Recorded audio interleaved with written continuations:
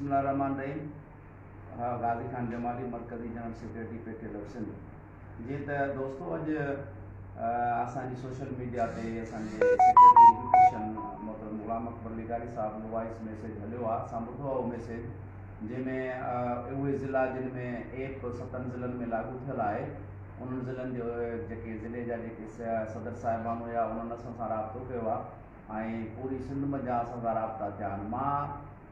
इहो चवणु चाहियां थो त अॼोको जेको सेक्रेटरी साहिब जो वॉइस मैसेज हलियो आहे असां उनजी भरपूर जेको आहे सो न बल्कि मज़मत बल्कि उनजी असां मज़ामत बि कंदासीं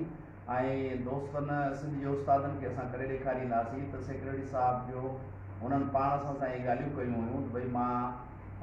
जेके उनमें एप में एरर्स आहिनि उहे तव्हांजी टेक्निकल एरर्स मां दूरि कराईंदुसि। उहे दूरि त थियो पर सॼी सिंध मंझां हाणे काफ़ी ज़िलनि जा जेके पंहिंजा बायोमेट्रिक वारनि जा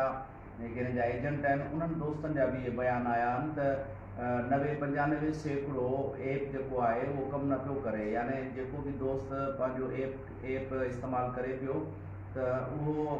आउट ऑफ प्रीमिसिस यानी पंहिंजे स्कूल हदूद खां ॿाहिरि उहो एप ॾसे थो पियो। माना ज़ाहिरी ॻाल्हि आहे त एप नाकार आहे ऐं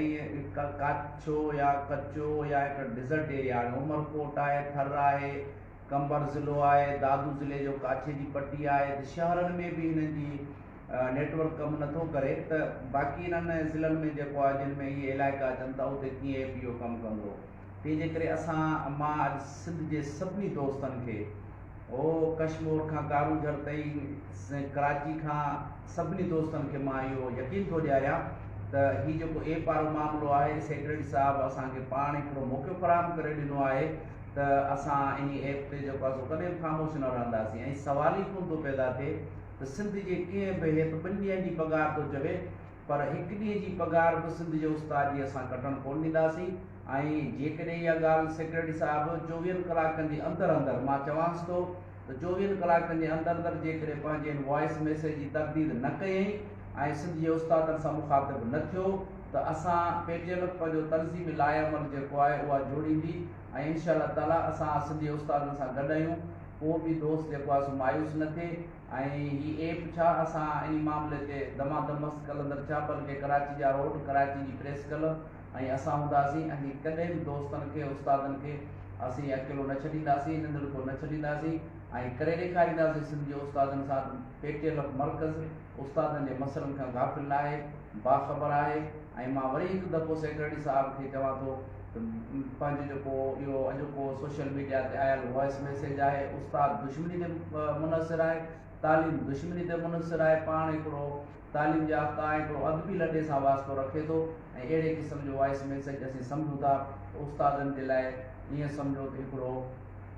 दुश्मनी वारो मैसेज आहे। इहो 24 कलाकनि जे अंदरि पंहिंजो वापसि वठे न त पेटियल पंहिंजो तनज़ीम लाइअमल जोड़ींदी ऐं मां नथो सम्झां त पेटियल स्ट्राइक ते अचे, पेटियल तारीख़ लाइ पेटियल मज़ामत में अचे त सेक्रेटरी साहिबु सिंध जे कंहिं बि ज़िले जो पंहिंजो दौरो करे वञे त असीं इस्तीफ़ा ॾेई हलिया वेंदासीं ऐं इहो असां हिनखे कतई कोन करणु ॾींदासीं। सभई दोस्त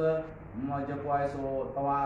इत्मिनान कयो, तव्हां यकीन कयो, मां मरकज़ी जनरल सेक्रेटरी पंहिंजी मरकज़ी काबिना जे तरफ़ खां सॼी सिंध जे दोस्तनि खे हाणे हीअ 7 ज़िला हिननि असांखे यकीन ॾियारण जे हिसाब सां चयो त भई तव्हां सां टेक्निकल फाइल खे दूरि कंदासीं। हाणे इन खां अॻे हिकिड़े ज़िले में ऐलान करे ॾेखारे वधीक मां सलाम कयांसि, मां चैलेंज कयांसि थो इहो पंहिंजो जेको वॉइस मैसेज आहे इनजी तरदीद करे ॿी सूरत में असीं पंहिंजो मौक़ुफ़ जेको आहे तनज़ीमी तौर ते लाहींदासीं ऐं पोइ दमादमस्त कलंदड़ करे बि ॾेखारींदासीं। असां कई बि आहे अॻ में असीं तारीख़ुनि खां, असीं जेलुनि खां, असीं एहतिजाजनि खां असीं कोन डिॼंदासीं। जीअं शेख ख़याल चयो आहे जिते लुख लॻे जिते अख पचनि सो देस मुसाफ़िर मुंहुं जोड़े। असीं गर्मियूं अचनि पियूं असीं पाण ततल रोडनि ते हलणु चाहियूं था ऐं असां सिंध जे उस्ताद खे यकीन ॾियारियूं था ज़रे बराबरि उस्ताद जी पघार कटणु न ॾींदासीं, उन्हनि जो मुआशी क़त्ल थियणु न ॾींदासीं। ऐं सेक्रेटरी साहिबु पंहिंजो बयानु वापसि न वरितो, इहो वॉइस मैसेज तब्दील न कई त असीं पंहिंजो लाइअमल